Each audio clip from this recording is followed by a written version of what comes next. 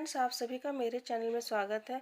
तो मैं आपको वीडियो शुरू करने से पहले एक बात कहना चाहती हूँ कि वीडियो को स्किप मत करिएगा, पूरा लास्ट तक वीडियो को देखिएगा, क्योंकि इसमें कन्याओं का पूजन कैसे करनी चाहिए तो उसकी मैंने बहुत ही महत्वपूर्ण जानकारी दी है। लोग छोटी छोटी गलतियाँ करते हैं, तो लास्ट तक उसके लिए देखना पड़ेगा। और अगर जो आपको दी गई जानकारी अच्छी लगे तो आप वीडियो को लाइक करिए, शेयर करिए, चैनल को सब्सक्राइब कर लीजिए। तो अब हम बात करते हैं अष्टमी तिथि का। अष्टमी तिथि 29 मार्च दिन बुधवार को पड़ रही है। तो अष्टमी तिथि बुधवार को पड़ने से इसका महत्व काफ़ी बढ़ जाता है। तो अष्टमी तिथि अगर जो बुधवार वाले दिन पड़ती है तो उसका व्रत करने से मनुष्य के 7 जन्मों के पाप नष्ट हो जाते हैं और धन धान पुत्र और ऐश्वर्य की प्राप्ति होती है। मनुष्य धरती पर सभी सुखों को भोग कर मृत्यु के पश्चात स्वर्ग को प्राप्त होता है। और अब हम बात करते हैं कि नवमी तिथि कब है। नवमी तिथि इस साल बृहस्पतिवार को 30 मार्च को पड़ रही है। नवमी तिथि की स्वामिनी माता सिद्धिदात्री हैं, जो कि धर्म अर्थ काम मोक्ष प्रदान करने वाली हैं।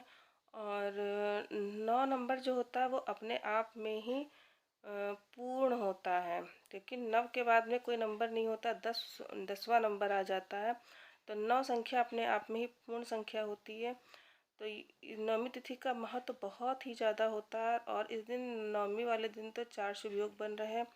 सर्वार्थ सिद्धि योग और रवि योग, गुरु पुष्य योग और अमृत सिद्ध योग भी बन रहा है। और नवमी तिथि 29 मार्च को रात 9:07 पर समाप्त हो रही। उसके बाद नवमी तिथि का प्रारंभ हो रहा। तो इस समय को संधि काल कहते हैं। जब अष्टमी तिथि की समाप्ति होती है, नवमी तिथि का उदय होता है, उसको संधि काल कहते हैं। इस समय माता की पूजा का विशेष महत्व होता है। और अष्टमी तिथि वाले दिन जो माता को जो चढ़ा हुआ जो नारियल होता है, जो वरुण कलश पे जो चढ़ा हुआ नारियल होता है, तो उसको लोग फोड़ कर उसका प्रसाद बांट देते हैं। तो ऐसा हमें बिल्कुल भी नहीं करना चाहिए, क्योंकि अष्टमी तिथि पे नारियल, पहली बात तो वो नारियल कलश पे चढ़ा हुआ फोड़ना ही नहीं चाहिए। उसको या तो आप प्रवाह कर दो या तो आप अपनी पूजा स्थान में रख लें। और अष्टमी तिथि को नारियल खाना भी नहीं चाहिए और नवमी तिथि को लौकी भी नहीं खाना चाहिए। और अब कन्या पूजन की बात करते हैं।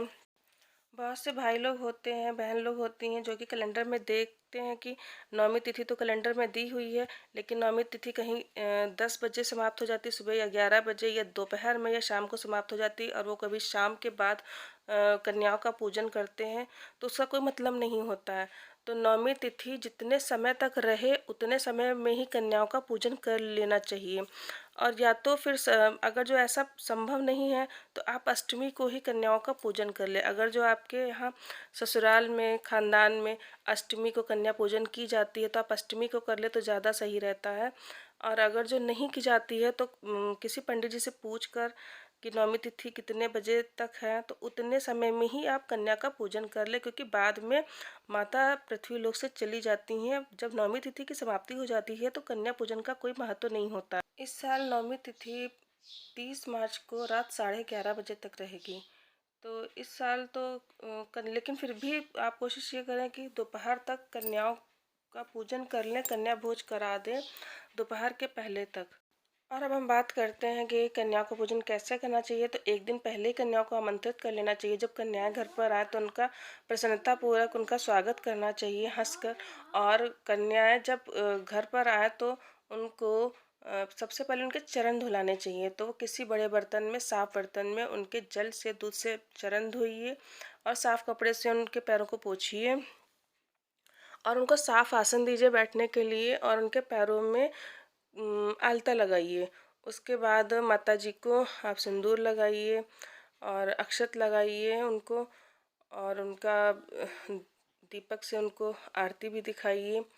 और आप बात भोजन की करते हैं कि भोजन में माता जी को क्या खिलाना है। तो उन कन्याओं को भोजन में आप मार्केट की बनी हुई चीज़ उनको नहीं दें बिल्कुल। दही जलेबी का बहुत ज़्यादा फैशन चला हुआ है, पता नहीं किस तरह से अशुद्ध अवस्था में ये लोग दही जलेबी बनाते हैं। और लगभग सभी लोग थोड़ा सा आलस कर जाते हैं, वही दही जलेबी उठाकर उन कन्याओं को खिलाते हैं। तो ये बहुत गलत है। वो देखने में तो ऐसे कन्या लगती हैं, लेकिन वो स्वयं राज राजेश्वरी हमारे घर आती हैं चलकर, तो उनको अच्छे से आप खिलाइए। आप अपने हाथों का बना हुआ भोजन उनको खिलाइए। हरी सब्जियां 9 प्रकार की मिक्स सब्जी हरी उनको बनाकर खिलाइए। और उनको हरी सब्जी वो बनानी इस तरीके से है कि उसमें छुम की आवाज़ ना आए। आप तेल में आप सब्जियां डाल दीजिए, फिर उसमें थोड़े मसाले डाल दीजिए, उसको थोड़ा सा उसमें पानी डाल दीजिए, उसको ढक कर पकाइए। और उनको चना सब्ज़ी खीर पूड़ी ये सब उनको खिलाइए अच्छे से।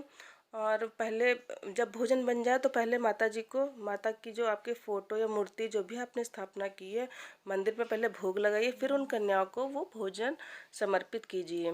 और कन्याओं को दक्षिणा किस तरह से देनी है इसकी हम बात करते हैं। तो उन कन्याओं को आसन पर उठने से पहले ही आसन पर ही दक्षिणा दे दीजिए। कोई भी ब्राह्मण या कन्या को आप दक्षिणा देते हैं तो आसन पर ही दीजिए, क्योंकि अगर जो ब्राह्मण ने कन्या ने आसन छोड़ दिया तो वो सारा फल इंद्र ले जाते हैं, तो आपको तो कोई फल मिलता नहीं है। तो आप जो कन्याएं जो बैठी हुई हैं उनके दाहिने चरण में आप दक्षिणा रख दीजिए। आप उनके हाथों में दक्षिणा बिल्कुल भी ना दें, क्योंकि वो पूरे ब्रह्मांड की स्वामिनी है और वो आपके आगे हाथ फैलाकर दक्षिणा मांगेंगी और आप उनको हाथ में दक्षिणा देंगे। तो ये इस तरह की छोटी छोटी गलतियां हम लोग करते हैं। बातें छोटी छोटी हैं लेकिन काम की हैं।